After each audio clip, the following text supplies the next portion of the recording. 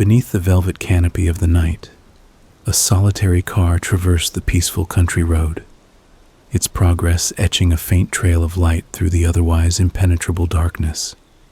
The world around it was cocooned in a profound stillness, punctuated only by the distant whisper of the nocturnal wind.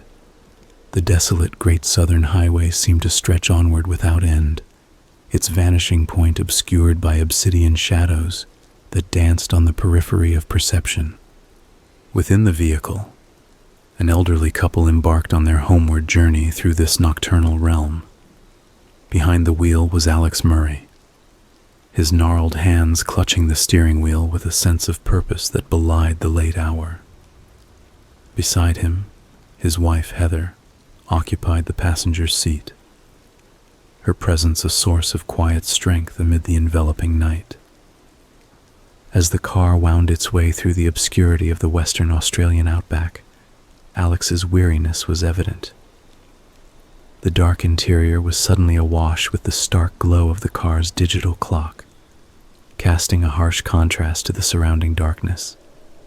The luminous numerals on the clock face, with an uncompromising glow, revealed the ungodly hour, as if marking a meeting with fate itself. 1 a.m.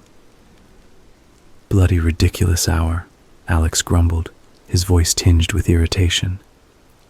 "Oh, come on. You know how it always is," Heather replied, her voice calm and understanding. "Yeah, every goddamn year," Alex grumbled, his frustration unabated. "Yeah, but it's her birthday," Heather pointed out, her tone softening. "I get that. And you know I love birthdays at the York Golf Club as much as the next man. But she doesn't have to keep us there until 1 a.m., plying you nonstop with gin," Alex retorted. Heather looked at him, clearly offended by his comment.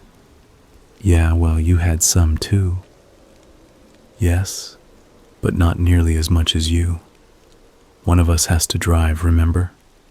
Alex countered, his expression unyielding. Heather turned her gaze away, staring out of the car window. She mumbled quietly, "I can drive fine, just as well as you." "Clearly," Alex remarked, sarcasm lacing his words. He focused his attention back on the road, but as the night wore on, his head began to droop, his eyelids growing heavy. "Oh my God," Heather suddenly exclaimed, her voice filled with alarm. Alex was startled awake. "What? What is it?" There was a dog," Heather insisted. "A what?" Alex questioned her. The disbelief was evident in his tone. "It was a great big black dog running right alongside the car," Heather said with conviction. "Don't be ridiculous. Wambin Nature Reserve doesn't have wild dogs roaming around," Alex said, totally dismissing her claim in the most obnoxious way. "I saw it," Heather persisted. "You've had too much to drink," Alex countered. "I know what I saw," Heather insisted, her frustration evident. "What breed was it then?" Alex challenged. Heather hesitated. I don't know." "Exactly. Because you didn't see it," Alex concluded, his annoyance more apparent than ever. Heather glared at him, but he continued, "Just go to sleep or something. I'll wake you when we get home." Frustration weighed heavily upon Heather, so with a resigned sigh, she withdrew into a subdued silence. Her once attentive gaze, fixed upon the world outside the window, had become a reflective pool of thoughts and worries. The hushed ambience of the car enveloped them, its subtle hum interwoven with the gentle cadence of the tires against the road. As the minutes slipped by, Alex grappled with the increasingly difficult battle to maintain his wakefulness. The night's pervasive stillness, the monotony of the road, and the comfort of their quiet cocoon conspired against him. Still, He really hadn't had that much to drink. He should have been fine to drive. His eyelids, weighed down now by an unrelenting drowsiness, surrendered to the inevitable. Slowly, almost imperceptibly, they began their descent, closing like a curtain falling at the end of an act. Meanwhile, beyond the confines of the car's interior, the vehicle continued its journey through the night. The tires, their rubber meeting asphalt, spun with an almost rhythmic regularity. The road, winding and uncertain, unfurled ahead of them. Unbeknownst to the drowsy driver, the car's trajectory had subtly shifted, its path straying from the established course as it meandered closer to the road's edge. Each mile gained, each subtle deviation from the center, heralded a burgeoning peril, creeping closer and closer to the precipice of uncertainty. Inside the car, Heather suddenly noticed the car's dangerous drift. "Alex!"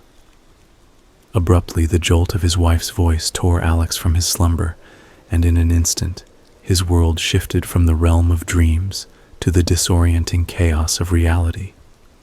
Panic gripped his senses as his eyes snapped open, registering the impending disaster.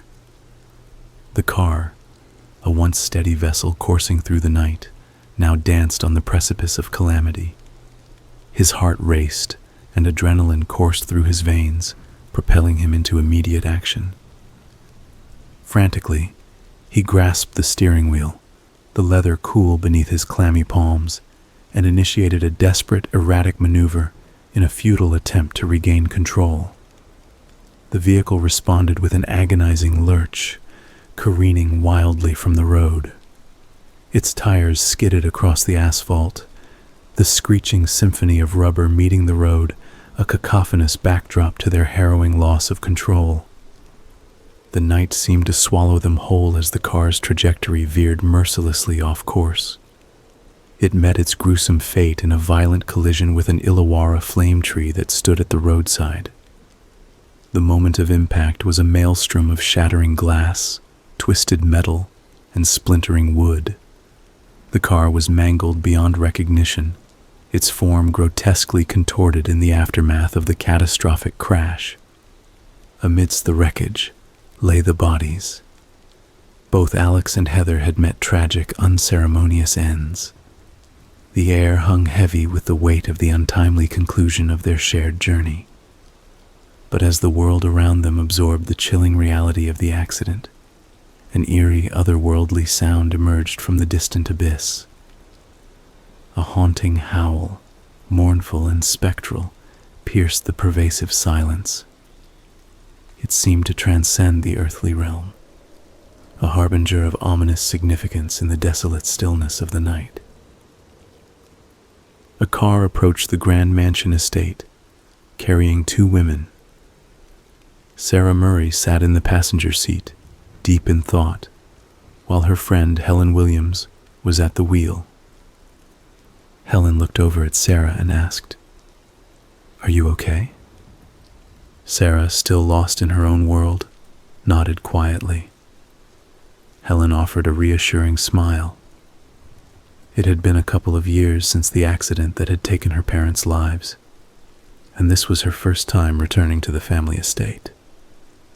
The car glided to a graceful halt within the Mosman Mansion estate's grand driveway, a place where several other vehicles were also nestled, each one indicators of the bustling activity within. The unmistakable aura of manual work enveloped the scene as an array of tradesmen, clad in the attire of their respective crafts, surged in ceaseless motion.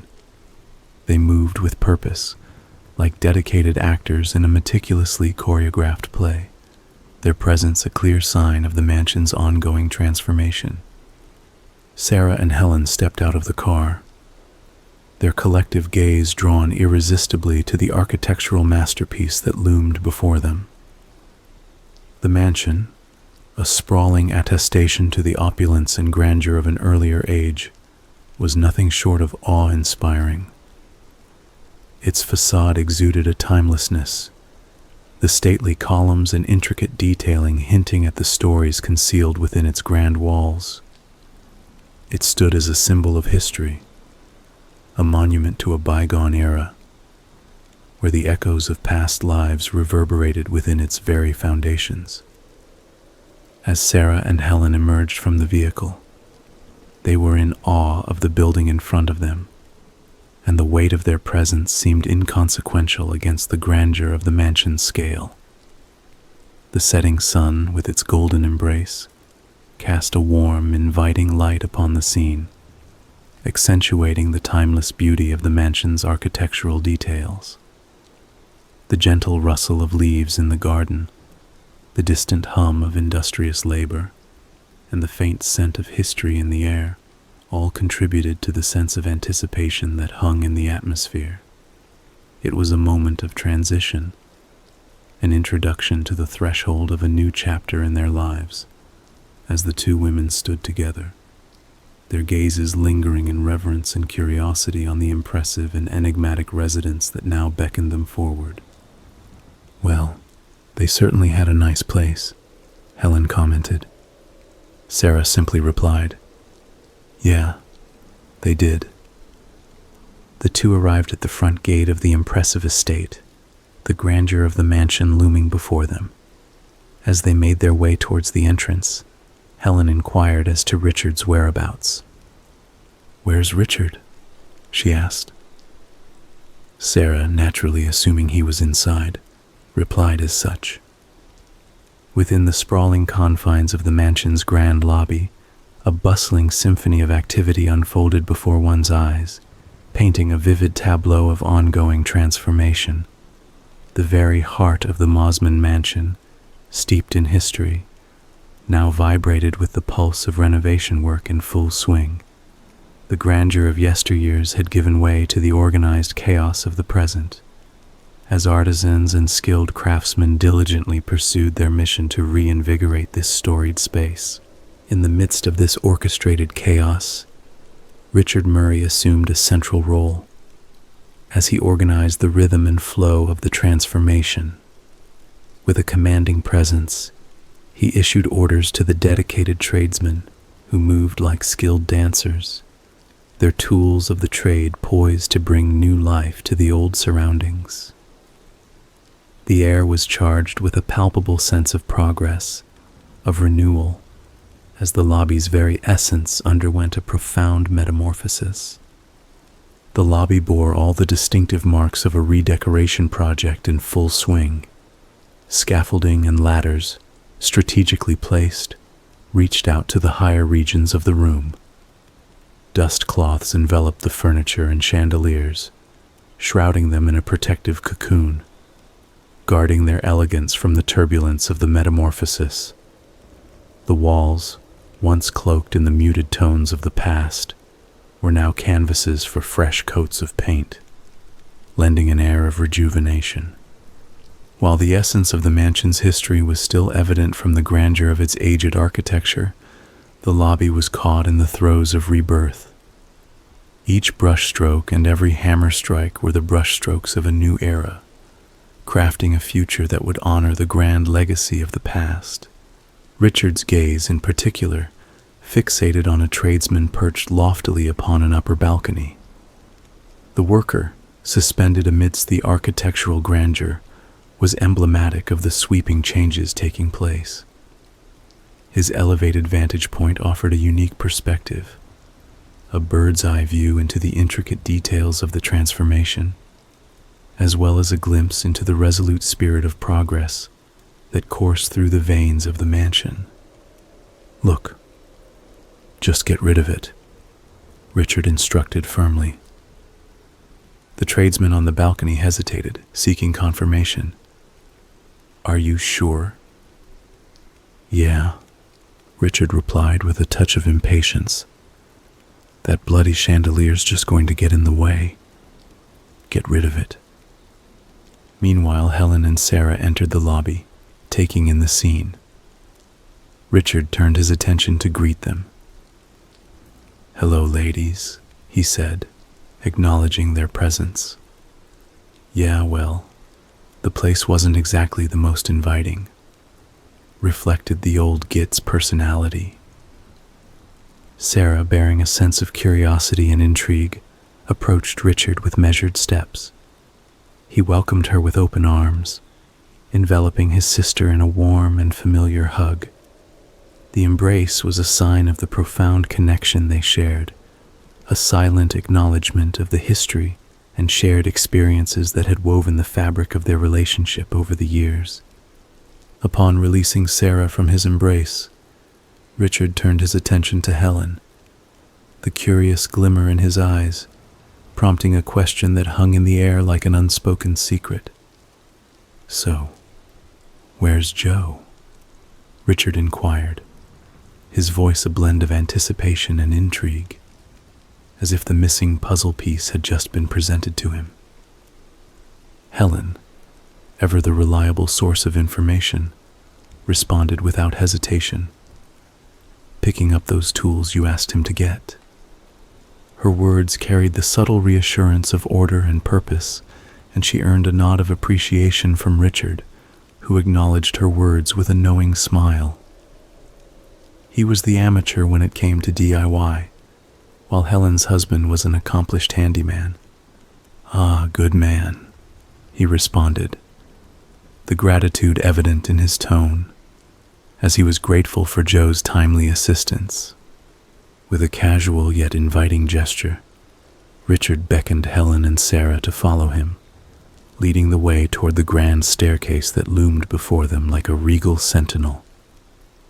As they ascended the stairs, the mansion seemed to hold its breath, anticipation lingering in the air as it awaited their exploration. Richard, the de facto guide to this realm of memories and secrets, extended an unspoken invitation to Helen and Sarah, encouraging them to partake in the mysteries and revelations the mansion had in store. "Hey, take a look around," Richard suggested with an amiable grin, his gaze reflecting a deep affection for this place that held countless memories. "Have you ever seen our parents' old house, Helen?" he inquired, his question an invitation to embark on a journey through time and recollections. Helen, her response tinged with a touch of wonder, admitted, "No." The mystery of this place remained uncharted territory for Sarah's close friend, promising to reveal its secrets and stories as she explored further. Sarah, in contrast, lingered behind the group, her inquisitive nature leading her to peer into one of the bedrooms. As she gazed upon the room, she couldn't help but sense the resonance of the past, the echoes of childhood laughter and dreams, long since gone, that once filled these walls. The hallway through which they traversed extended into the distance, and its walls told a story through the collection of paintings adorning them. Each canvas held within it a chapter of the mansion's history, a measure of the artistic inclinations of those who had called this place home. Helen, her gaze flitting from one artwork to another, commented, "They sure liked their art." Her words paid homage to the appreciation of aesthetics and beauty that had once been an integral part of the mansion's identity. Richard, ever the custodian of memories, provided context as he elucidated, "Yeah, that was Mum's. She always liked art." His words carried a hint of nostalgia, a reminder of the deep love and appreciation his mother had held for the visual arts. Amidst their exploration, the mansion began to unveil its secrets, beckoning them further into its enigmatic embrace. Inside the bedroom, Sarah started poking around. It appeared as though no one had used this room in years. Sarah picked up one of the pictures on the bedside table and examined it. As she stared at the photo, something moved swiftly behind her, akin to a fleeting shadow. Startled, Sarah turned to investigate. "Hello," she called out uncertainly.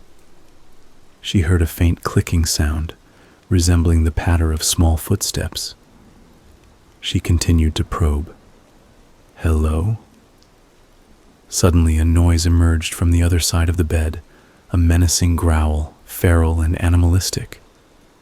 Sarah, feeling a mix of curiosity and fear, cautiously approached the source of the sound. Sarah? Richard's voice interrupted her reverie. Startled, Sarah nearly jumped out of her skin. The growling ceased. Richard stood in the doorway, looking at her with a bemused expression. Are you coming or what? He asked. Sarah hastily replaced the photo on the table and left the room, her sense of unease lingering. Later that evening in the kitchen, Richard, Sarah, Helen, and Joe Williams gathered around a table, surrounded by empty takeout containers. Richard shared an amusing anecdote. So, get this.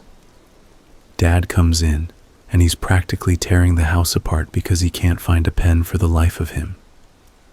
Sarah added, and he needs it to sign a very important deal by midday. Right, Richard continued. So he goes half mad looking for one, and then runs out of the house and drives to the shops looking for one. And then Mom walks over to a drawer and finds like 20 of them all in a box. The group laughed at the absurdity of the situation. First place she looked as well, Richard noted with a chuckle. He would have been lost without her. Sarah acknowledged their parents' connection. Yeah, they were good together. Richard agreed. Yeah, they just weren't good with others. Joe chimed in. They were nice enough to leave you the house, though. Richard conceded. True, although I wouldn't have put it past the old man to go and change the will on the fly.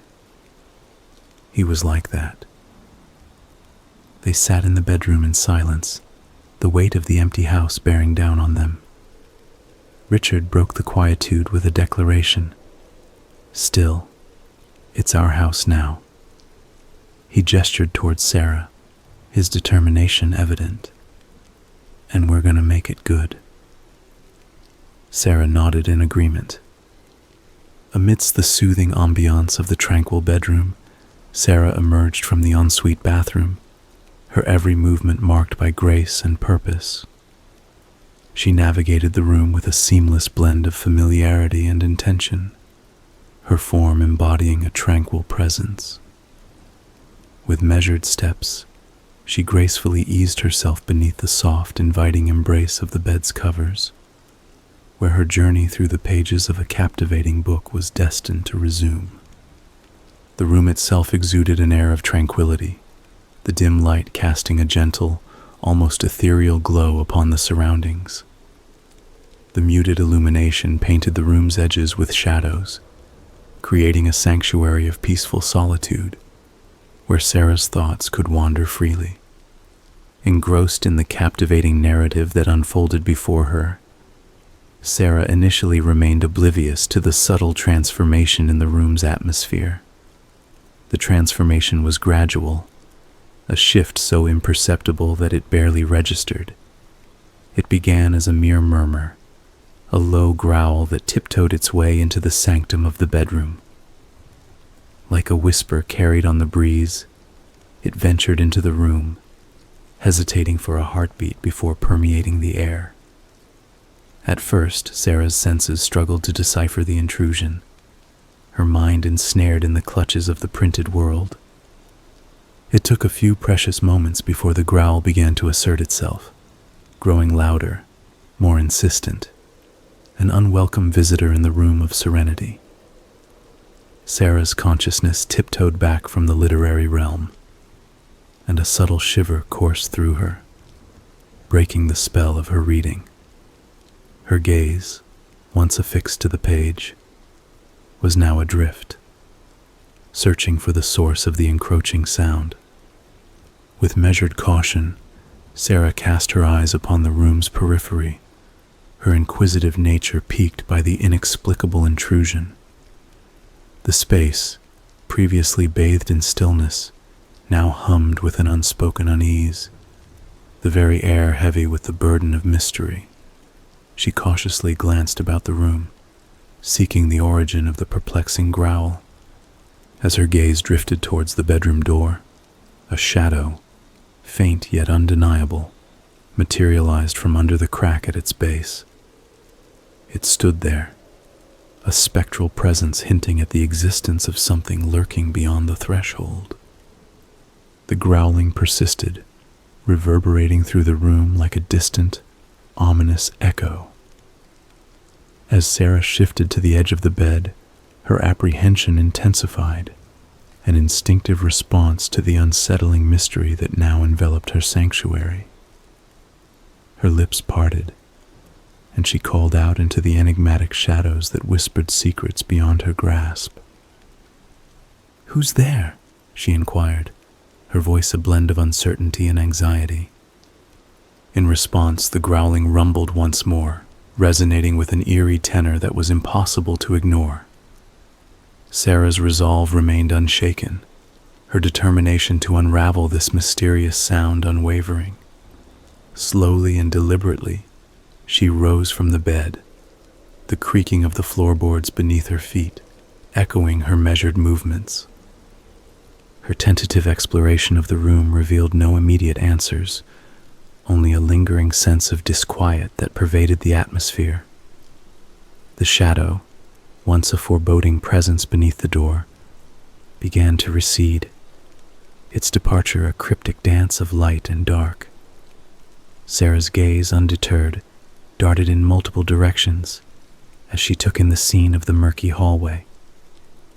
With meticulous scrutiny, she scoured the expanse, her inquisitiveness unyielding, searching for the elusive entity that had stirred the room's tranquility. Yet, as her investigation continued, a gnawing unease tugged at her intuition. Finding nothing amiss, she eventually conceded to the uncertainty of the moment and reluctantly closed the bedroom door. A lingering sense of the unexplained remained, a mystery suspended in the stillness of the night, waiting for the opportune moment to reveal its hidden truth. The next day in the well-lit kitchen, Sarah entered as Joe washed a cereal bowl in the sink. "Morning," Joe greeted her. "Morning," Sarah responded tentatively. She hesitated for a moment before broaching the topic that had been troubling her. Joe?" Joe turned his attention to her. "Yeah?" Sarah continued. "Did you hear anything last night?" Perplexed, Joe inquired. "How do you mean?" "Like anything in the hall?" Sarah clarified. Shaking his head, Joe replied, "No. Why?" Sarah recounted her experience. "I could swear I heard an animal in the hall last night." Curious, Joe probed, "What kind of animal?" "Like a dog." "I don't know. It was probably nothing," Sarah replied, trying to downplay her unease. She moved over to the table and inquired about Joe's plans for the day. "So, what are you doing today then?" "Richard and I are going to work on the other wing. As it's the weekend, there's no one else working today, so we thought we'd crack on. With any luck, the whole house will be done in a few weeks." "Nice," Sarah acknowledged, though a sense of disquiet lingered. "Yeah, a day full of thrills indeed," Joe merrily concurred before leaving the kitchen. Sarah, left alone at the table, couldn't shake off her growing sense of unease. Inside the conservatory, the weather had taken a somber turn, as the ceaseless downpour outside painted a captivating symphony of nature. Each raindrop contributed to the mesmerizing melodic background noise, a gentle yet persistent reminder of the world beyond these walls. The conservatory itself was a haven of creativity and transformation, an intimate arena where the elements of nature harmonized with the human endeavors within. Richard and Joe, for the time being very convincing in their roles as two dedicated craftsmen adorned in rugged overalls, stood as artisans in this cosmic composition. Their work was a noble effort to breathe new life into the walls that surrounded them. The once familiar walls now awaited their metamorphosis, each brush stroke bearing the promise of transformation, an act of creation and renewal amidst the relentless drumming of raindrops upon the conservatory's expansive windows. The conservatory, with its expansive glass panes, allowed the ever-shifting landscape of the rain-drenched garden to serve as a backdrop to their work. The delicate interplay of light and shadow created an enchanting ambiance, as if the conservatory itself had become a canvas, both a reflection of the world outside and a beacon of human industry within. As Richard and Joe navigated their world of paint cans, brushes, and ladders, they were engaged in a delicate act of renewal. Every movement felt deliberate, every stroke a contribution to the evolving masterpiece. The pungent scent of fresh paint filled the air, intermingling with the earthy petrichor that wafted in from the open windows, where raindrops splattered upon leaves and petals with a rhythmic precision. The rain's rhythm outside echoed that of their own work, creating a sensory experience that transcended the mundane. It was as if the conservatory had become a sanctuary where time slowed and the ordinary became extraordinary. In this dance between the human spirit and the forces of nature, the conservatory emerged as a space of rebirth and creation, where artistry and the elements coalesced in a harmonious duet. Joe, with a hint of doubt, questioned Richard. "You sure we shouldn't get the professionals to do this?" Richard reassured him. "It's just a paint job." Joe nodded, feeling somewhat relieved. As they continued their work, Richard realized he needed a roller. "Hey, Sarah," he called out. Sarah walked into the room ready to assist. "Yeah? Can you get me the roller? I think I left it in the kitchen," Richard requested. "Sure," Sarah replied, surprisingly only somewhat happy to see the changes taking place. In the kitchen, a room steeped in a comforting familiarity, Sarah's footsteps resonated against the tiled floor. Each step echoed the rhythm of her thoughts, a subdued but constant cadence that underscored the unfolding narrative. She grasped the roller, and with a newly determined sense of purpose, she embarked on the journey back to the conservatory. The smooth, cool surface of the roller's handle offered a reassuring grip, a tool of transformation in the work that unfolded before her. However, as Sarah retraced her path towards the conservatory, the kitchen unveiled a subtle discord. She noticed that the back door leading to the garden was ajar, its threshold marked by the entry of raindrops, their presence leaving small, ephemeral pools of moisture on the kitchen floor. It was as though the natural world was asserting itself, an unseen hand reaching out to touch the boundaries of her domestic sanctuary. The door's curtain of raindrops, slowly falling in unison, seemed almost like a hesitant invitation into an enigmatic realm beyond. Sarah, in her diligent quest to retrieve the roller, could not ignore this intrusion. Her hand, painted with a sudden awareness, reached out to the door's handle, grasping it with a sense of purpose. She closed the door with a firm, determined push, sealing the border between the kitchen's warm interior and the tempestuous exterior. A soft exhale of relief escaped her, a sigh that mirrored the rain's gentle serenade against the window panes. Yet, as if the wind itself held a contrary opinion, the door creaked open once more, its hinges protesting with a mournful groan. Sarah's emotions shifted from relief to frustration, her brows furrowing as she stood at the door's threshold, facing the obstinate forces of nature. With measured determination, she stepped forward and once again closed the door with unwavering resolve, silently challenging the wind to test her fortitude. As she retreated from the entryway, the door, unhinged by a gusty onslaught, swung open with a vengeance, its motion propelled by a force beyond human comprehension. Sarah was thrust backward, her delicate form colliding with the floor, a gasp of terror escaping her lips. A haunting growl, guttural and foreboding, tore through the air as Sarah lay in a state of vulnerability and fear. Her gaze, transfixed on the scene before her, met the malevolent eyes of a dog, an entity of primal, untamed instinct. Its snarling jaws and barking proclamation of authority left no room for doubt. This was a creature driven by an otherworldly agenda, one that existed beyond the boundaries of reason. Sarah's scream of terror had not gone unnoticed. Richard and Joe, alerted by her piercing screams, were drawn into the unfolding drama.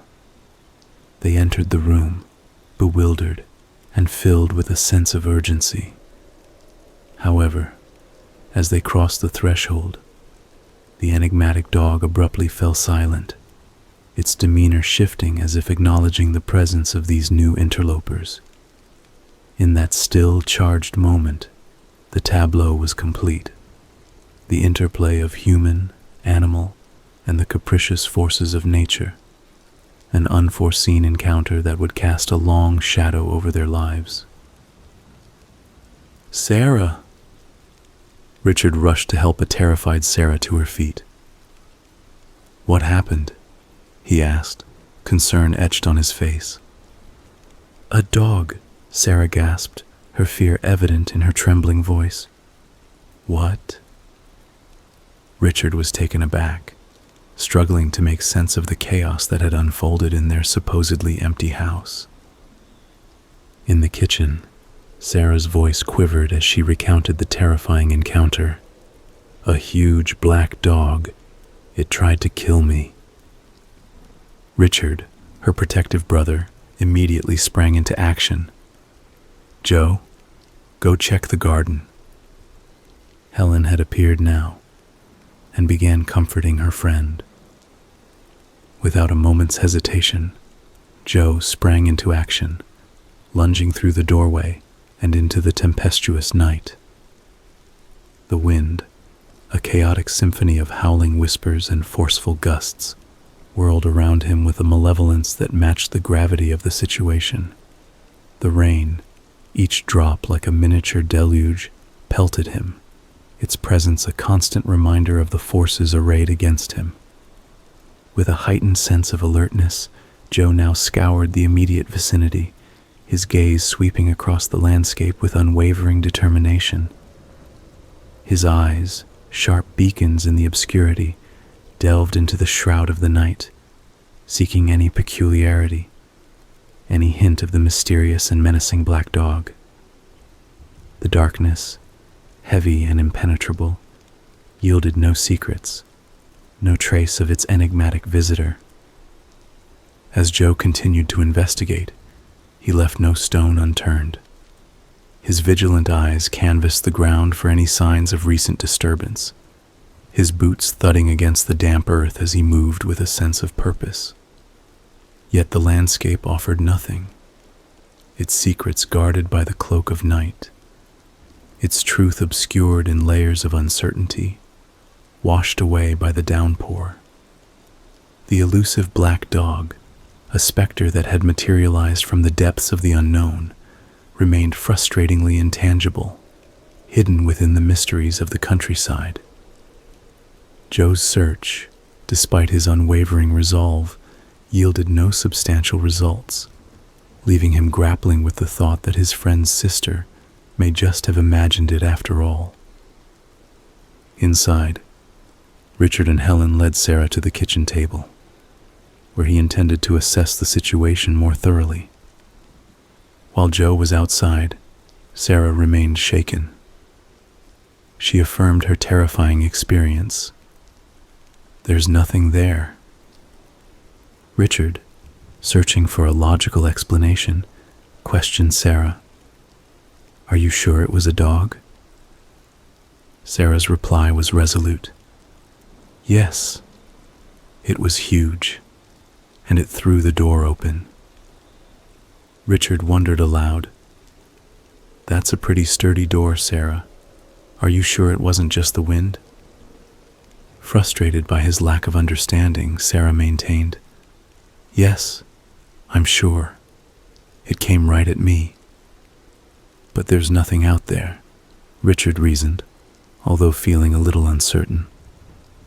Sarah, feeling misunderstood, got up from the table and left the room, leaving Richard and Helen to ponder the situation.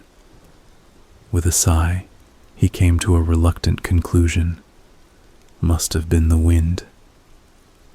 As Joe returned to the room and headed towards the door, something caught Richard's eye. He noticed several muddy paw prints staining the floor, raising an unsettling question in his mind. The next day, as the sun bathed York's bustling town center in a warm, golden glow, Sarah embarked on her shopping expedition along the lively streets. In her grasp, she clutched a handful of shopping bags, their contents pointing to the errands she had undertaken.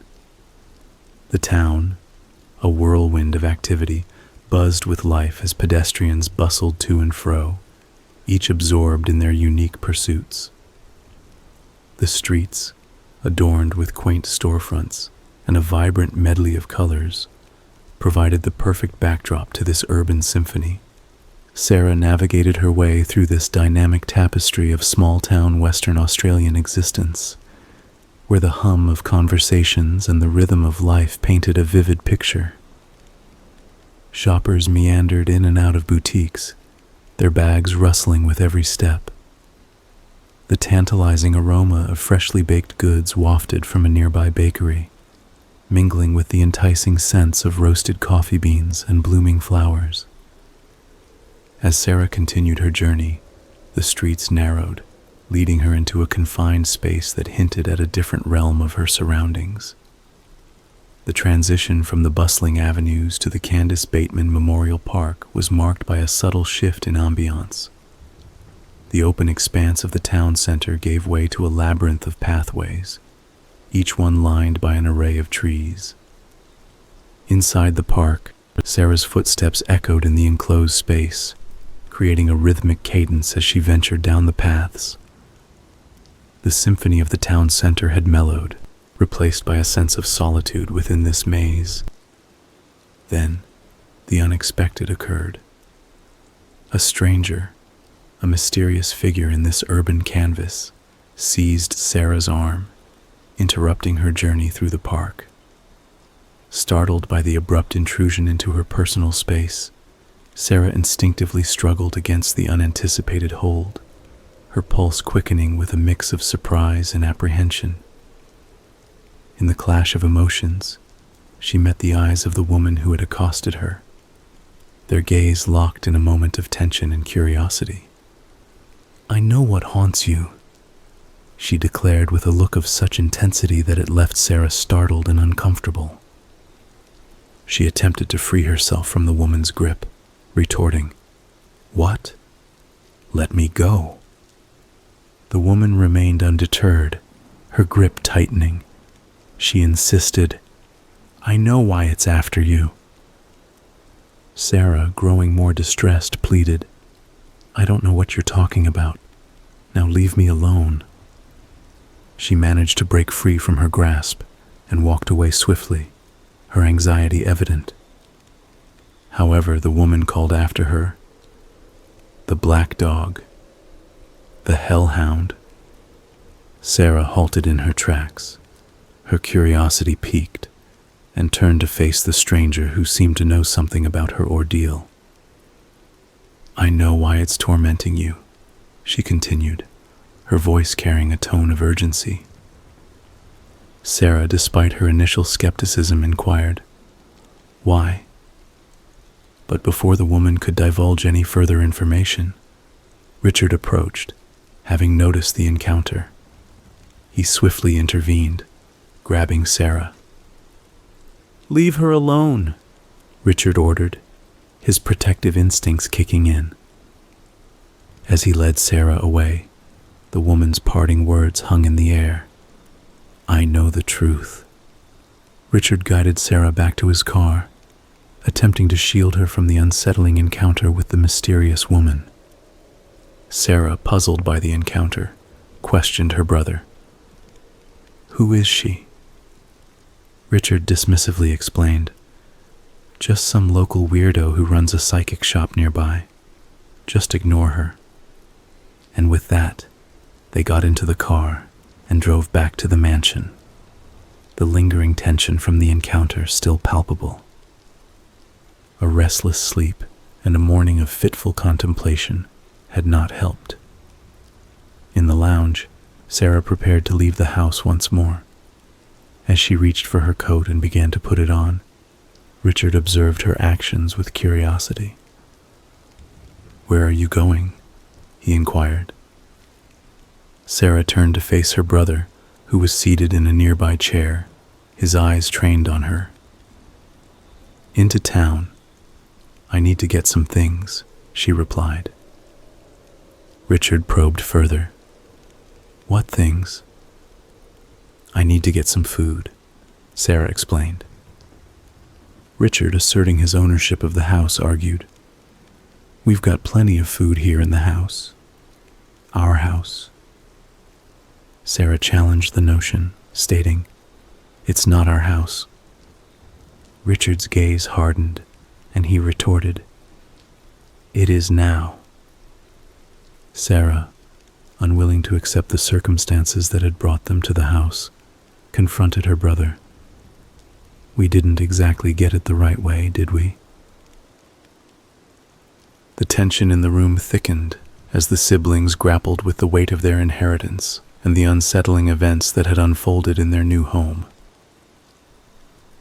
Richard, struggling to comprehend the situation, shook his head in disbelief. I don't know what you're talking about. Sarah, feeling misunderstood and desperate for answers, turned away from her brother and left the room.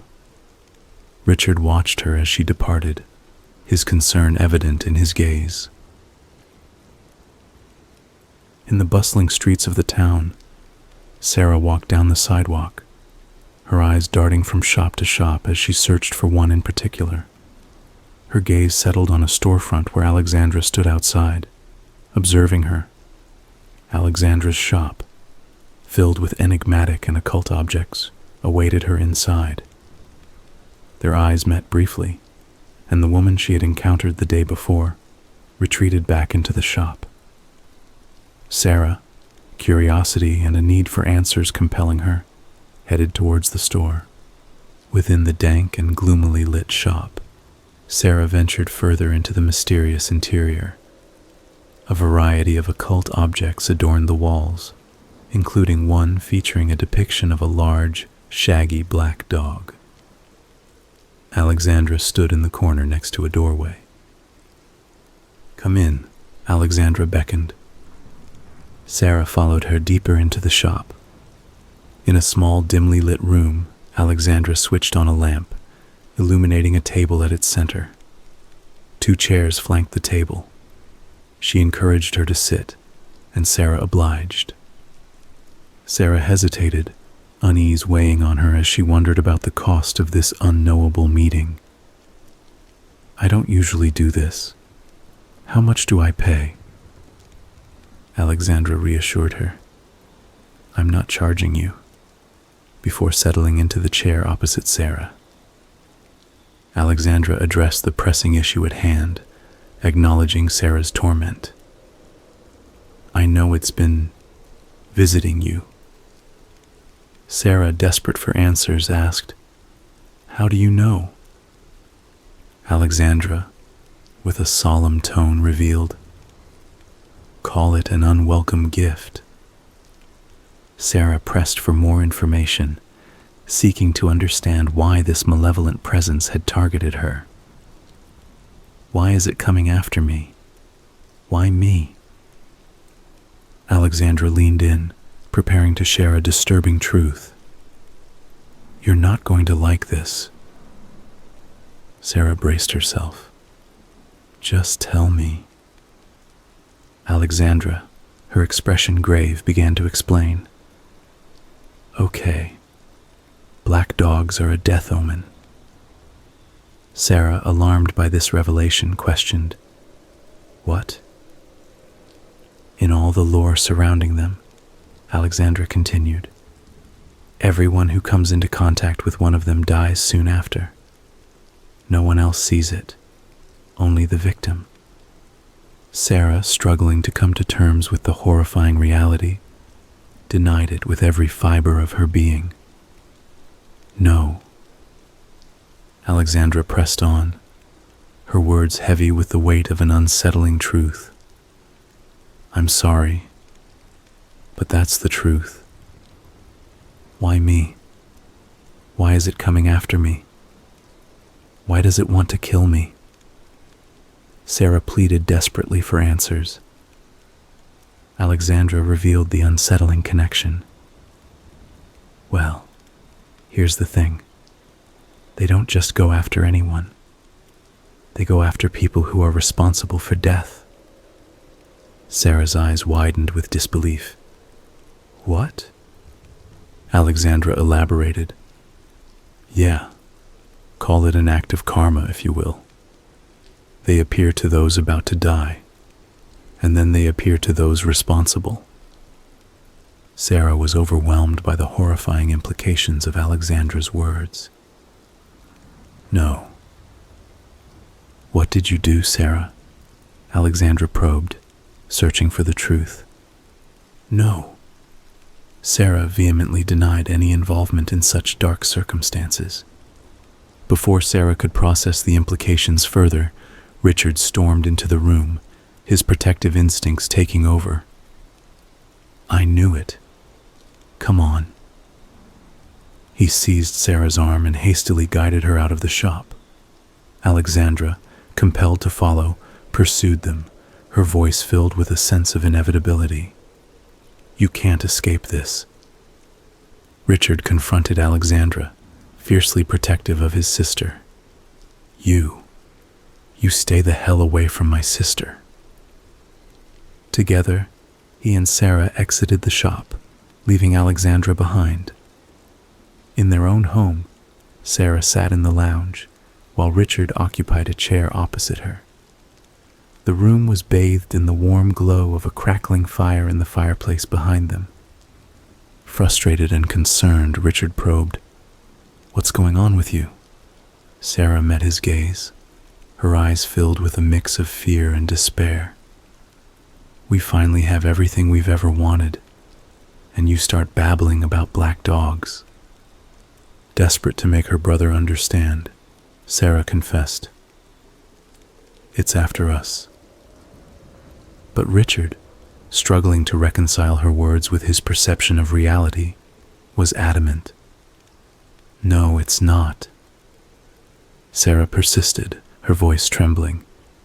It knows what we did. Richard, still grappling with the unfamiliar and unsettling situation, inquired, Knows what?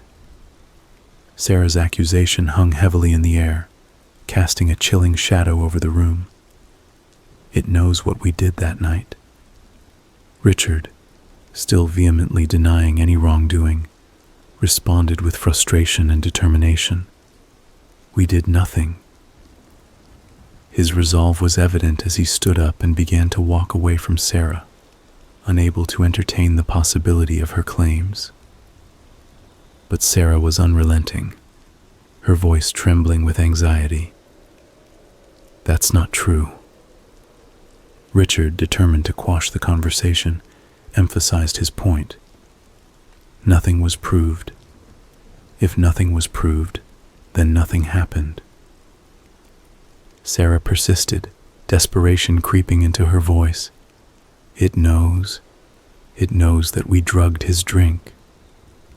Richard's patience waned, and he dismissed her concerns. Oh, for Christ's sake. Sarah continued, her words becoming more frantic. It knows that we caused him to crash. In a moment of intense frustration, Richard confronted her, his anger simmering just below the surface. "Look, I have waited too long to get to where I am now, and I will not let you mess this up for me. For us." Sarah sobbed as she looked up at her brother, tears streaming down her face. Her pleas fell on deaf ears. Richard, determined to protect his interests, delivered a final, chilling ultimatum. "You're insane. I'll have you committed if I have to." With that, he walked away, leaving Sarah crying in the chair, overwhelmed by a sense of isolation and dread. Richard entered the kitchen, his face etched with weariness. Helen and Joe sat at the table, their expressions reflecting the somber atmosphere. In the hallway, Sarah, still sobbing, made her way along the corridor. She slowly approached her room, the weight of her predicament bearing down on her. Suddenly, a menacing growl echoed behind her. She turned, terror coursing through her veins, and then bolted down the hallway. The barking of the dog pursuing her heightened her fear. Sarah sprinted into her bedroom, slamming the door shut and locking it with trembling hands. On the other side, the dog began to relentlessly pound against the door. Sarah, near hysteria, backed away from the door and into the center of the room. Overwhelmed and terrified, Sarah cried out, "What do you want from me?" The dog responded with another menacing growl, intensifying its assault on the door, causing it to splinter and give way. Sarah's frantic gaze darted around the room as she searched for an escape. Spotting the window, she made a desperate decision. Sarah rushed over and flung it open. The Hound continued to batter the door behind her. As she clung to the narrow ledge outside the window, her fingers were pale from the intense strain they endured, grasping the rough surface for dear life. Her white-knuckled grip was a sign of her desperation and the dire circumstances she found herself in. The frigid breeze of the night bit at her skin as she perched precariously, gazing down into the abyss below. 3 stories separated her from the unforgiving ground, and the mere thought of it sent shivers of dread down her spine. The icy fingers of fear coursed through her veins as she clung resolutely to the ledge, every muscle in her body tense and quivering. Desperation was etched across her face, and beads of sweat formed on her furrowed brow. Her heart raced like a thundering drum, its beats echoing in her chest. The distant sounds of the night seemed to fade into oblivion, eclipsed by the urgency of her situation. With painstaking care, she inched her way along the precipice, every movement deliberate, every breath shallow with apprehension. However, in one heart-wrenching moment, her fingers faltered. A chilling surge of panic coursed through her, and as her grip weakened, the ground below beckoned like a yawning chasm. Her body, an unwilling sacrifice to gravity, plummeted from the ledge. A heart-piercing scream tore through the night, its echoes reverberating through the very fabric of existence. The world seemed to hold its breath for a suspended moment before the cruel inevitability of gravity took hold. In the bedroom, the door burst open as Richard, Helen, and Joe rushed inside. Helen's eyes widened in shock as she approached the open window, gasping in horror. Joe's face contorted in anguish. Sarah lay lifeless on the ground outside. "Oh God," Joe muttered, his voice filled with grief. Helen began to cry, her tears a sign of their profound loss. Richard stared down at Sarah's lifeless form, the weight of the situation heavy on his shoulders. In the heart of the desolate Mundering cemetery, a thick shroud of fog clung to the gravestones like a ghostly embrace, creating an eerie ambiance that seemed to amplify the solitude.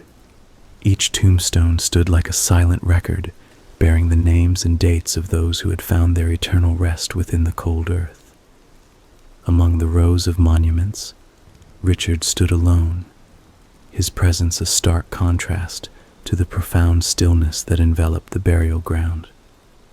Before him lay a grave, its headstone etched with the name Sarah, and the years that had encompassed her life, a poignant reminder of the time stolen from her. As he gazed upon the somber marker, his thoughts drifted into the depths of memory, where guilt and sorrow coiled around his heart like vines. The cemetery's silence seemed to amplify the weight of his conscience, and the knowledge that Alexandra, a witness to his darkest secret, was lurking nearby, only intensified his inner turmoil. The unspoken words and unrelenting gaze of this onlooker had the power to pierce through the armor of his indifference. His eyes reluctantly sought out Alexandra, who sat on a weathered bench beneath the gnarled branches of an ancient tree. Their gazes locked for a fleeting moment, an unspoken dialogue laden with the intense weight of the past. The air seemed to thicken with remorse, and then an unbridgeable chasm yawned between them, its depths filled with the pain of unspoken truths. Unable to bear the guilt and the haunting knowledge that Alexandra carried, Richard finally broke their connection and turned away from the heart-wrenching scene of Sarah's final resting place. Their business was done. He had already paid Alexandra the agreed fee for convincing his sister that a hellhound was after her, and would not cease until Sarah had paid the ultimate price: her own life. Setting up the hidden microphones around the mansion had been easy enough, what with all the commotion of the renovations. It hadn't taken long for the terror of the murderous Hound to drive her insane, the encounters with Alexandra pushing her over the edge. It had to be done, Richard regretfully concluded, as Sarah was at breaking point and was ready to confess their murderous plans to the authorities. What he couldn't understand, though, were those muddy paw prints he'd seen in the kitchen, or the extent to which Sarah had truly believed she'd seen this beast. And another thing, the mysterious Alexandra had intimated that her part in this, in essence, was the truth, and her fee was therefore to deliver a message, rather than her being part of a murder plot. He departed from the fog-shrouded cemetery, leaving behind the echoes of his actions and a void of unspoken words. Returning to the lounge of the mansion, Richard sought solace before a roaring fire, its crackling flames dancing in a hypnotic, yet sinister, ballet. The dim light played tricks on the shadows, and a glass of whiskey sat, untouched in his hand, as he grappled with the overwhelming burden of his past. Each sip of the fiery liquid was a futile attempt to drown his sorrows, to silence the haunting whispers of his conscience. Then, an unsettling growl began to emanate through the room, a sound that reverberated through the very marrow of his bones. Fear and dread clawed their way up his spine, and his face contorted with a haunting combination of horror and recognition.